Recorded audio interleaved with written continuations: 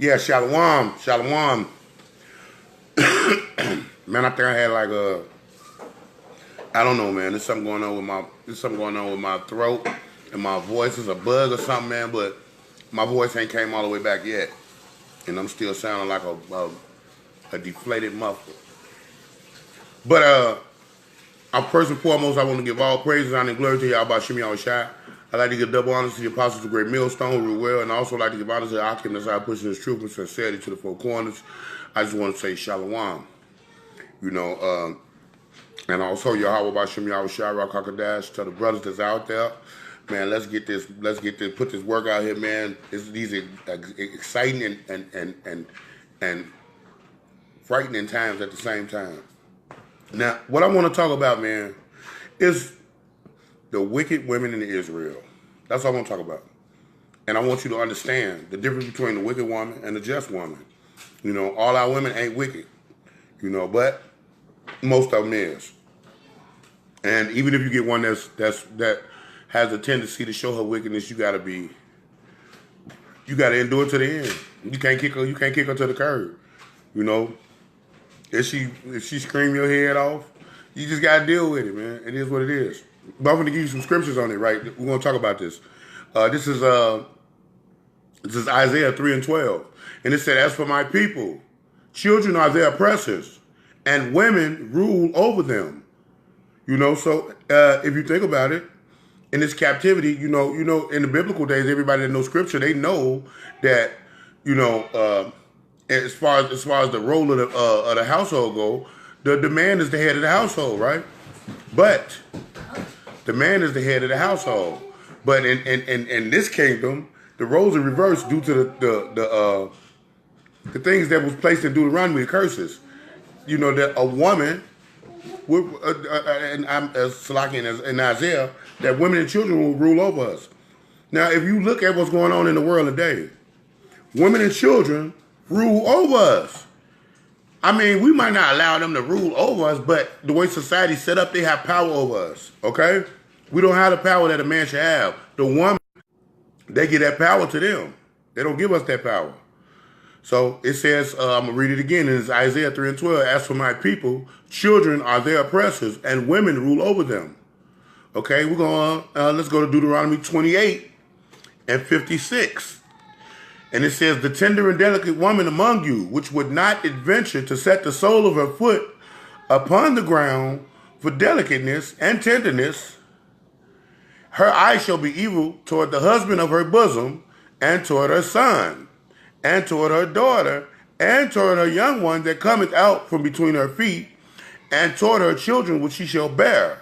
So, what you got to understand is, because she had this power, she wasn't built, and the woman wasn't equipped and built to be a leader.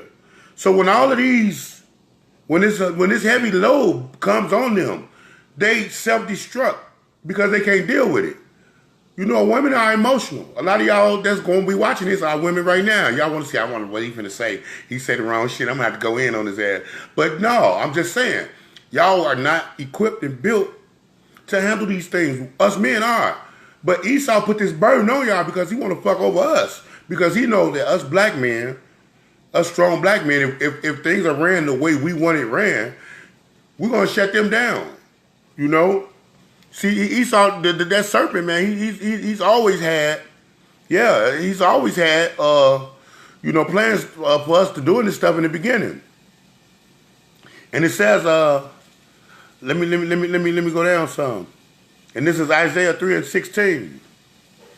And it says, moreover, the Lord says, because the daughters of Zion are haughty, and haughty means disrespectful.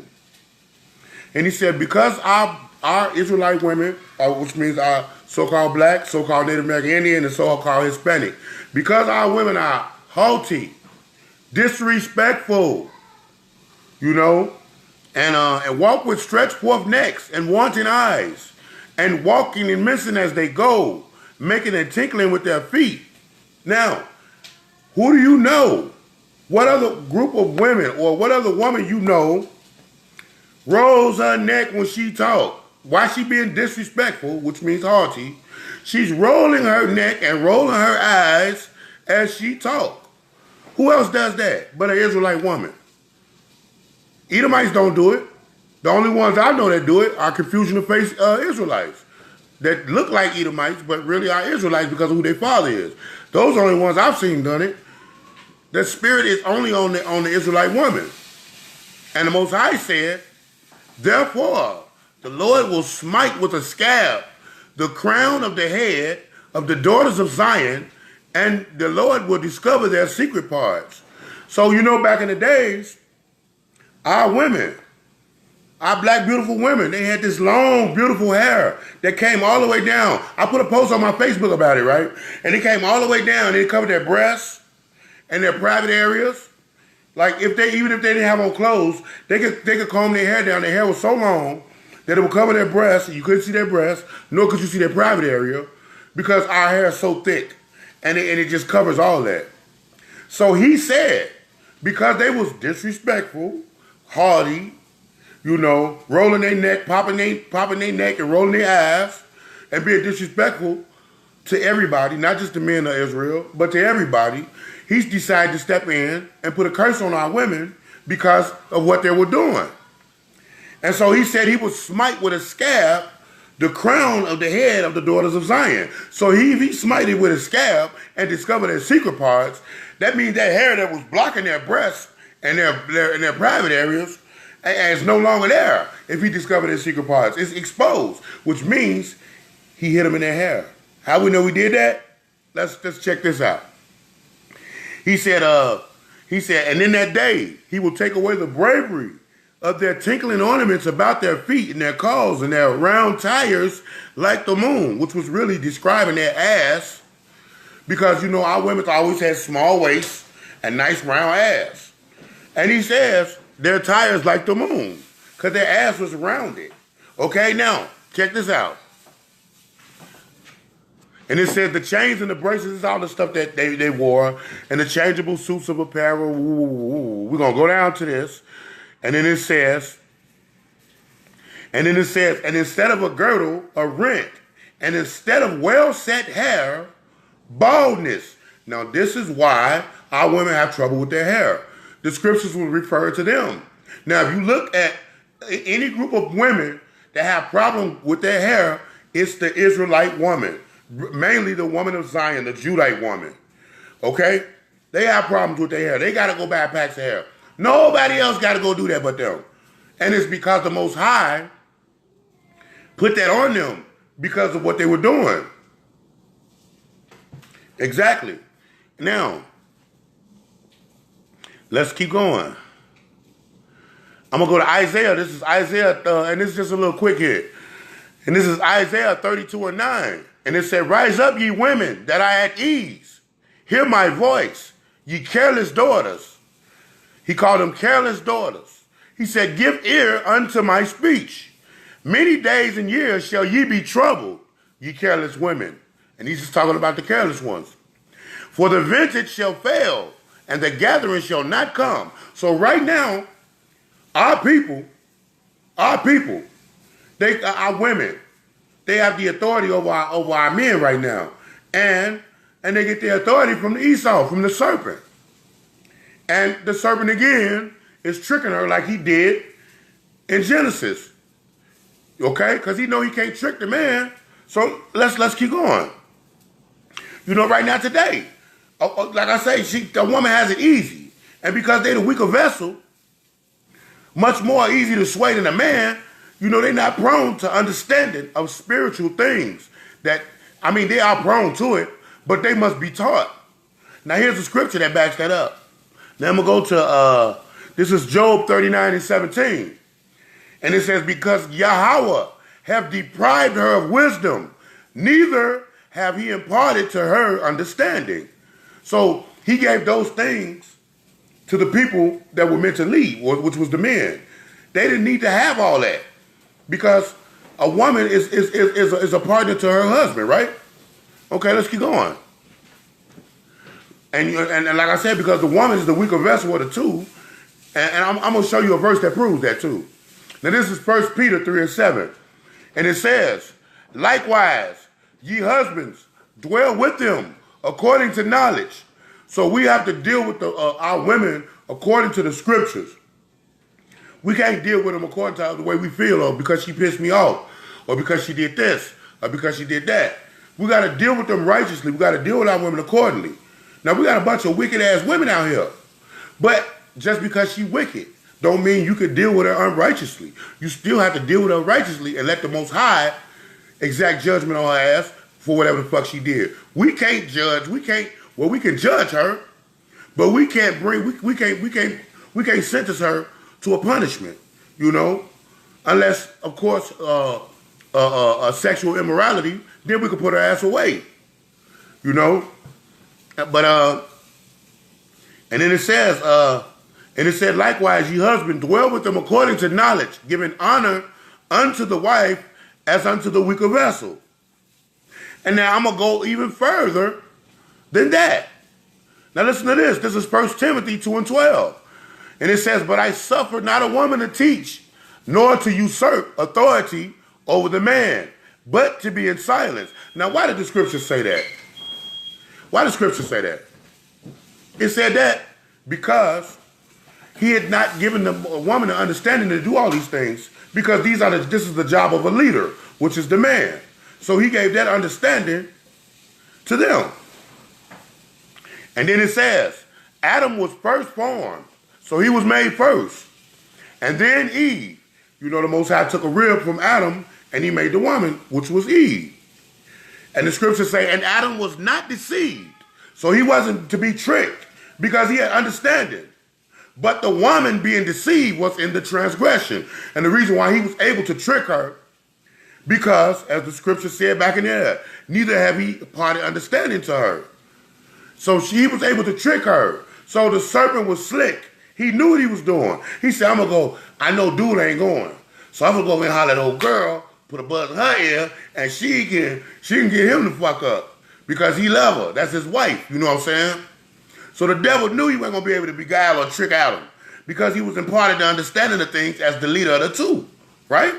So the serpent used the woman to deceive the man. So let me continue. And it says, tremble ye women that are at ease. Be troubled, ye careless ones. Strip you and make you bare, and gird sackcloth upon your loins.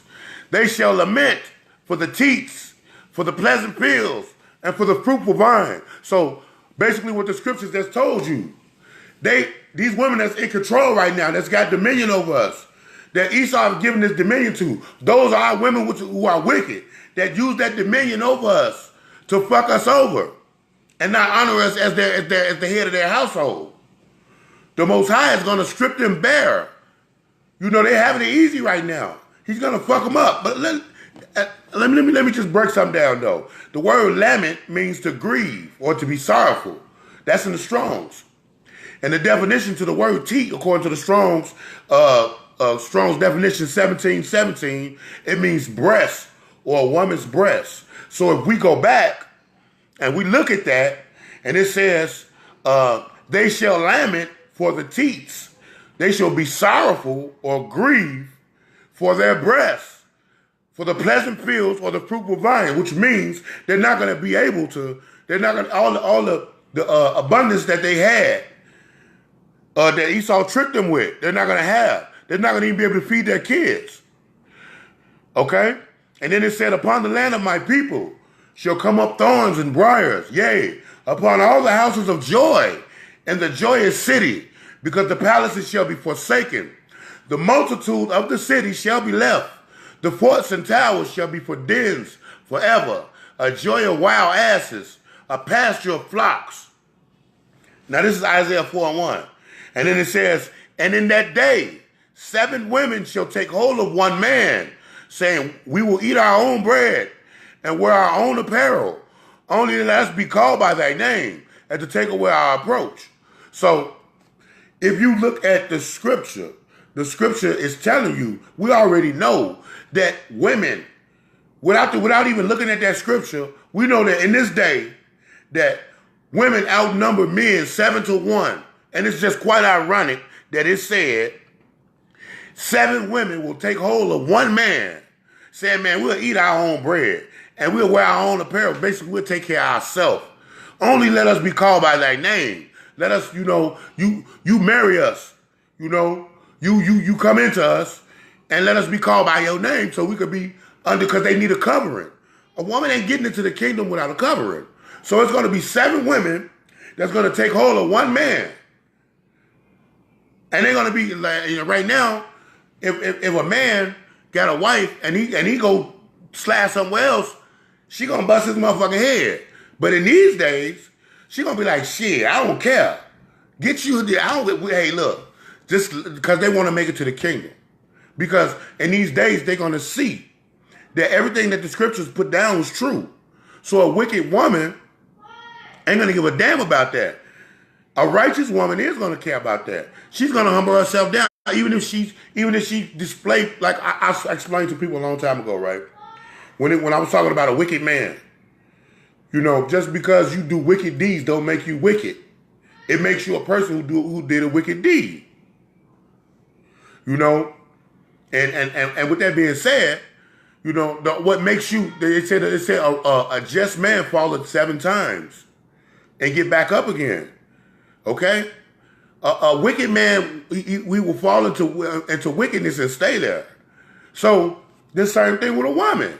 A wicked woman, she gonna fall down 7 times too and get back up again. A righteous woman, a righteous woman, but a wicked woman, when she fall down in the sin, she gonna be like, fuck it, nigga, this what it is, nigga, till the wheels roll off, till the wheels pop off. And that's gonna be their mentality.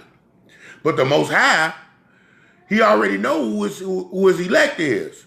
See, and we don't know who the elect is. I hope I'm the elect. We what you call the hopeful elect. Even though I'm out here trying to wake up my people, I'm not gonna take it because I'm doing a deed what the Most High say do, that he gonna have mercy on me. Who knows what I did in my past lives? But I hope I am the elect, And so with that being said, man, I want to give all praises, honor, glory to y'all about Shimei Shai. I'd like to give double honors to the apostles, the great millstone, rule well, and also like to give honor to the Akim that's out here pushing this truth and sincerity. And that's all of y'all, be it Facebook, YouTube, you stand on the highways and hedges, man. Keep doing the work, man. But any of y'all that think you can sit on Facebook and sit on in front of videos in the crib and be all comfortable and don't go out there and hit the highways and hedges, you're wrong. You got to do it, man. So, just get yourself going. And I think the best time to do it is start doing it in the wintertime. Go out there and hit the streets. The scriptures say, that we got to go out to the highways and hedges, to the chief places of concourse, and we got to go out there and teach, And if we don't do that, we're not doing the work of Yahweh Shimei Shai, So with that, man, I just want to give all praises, man, and say shalom.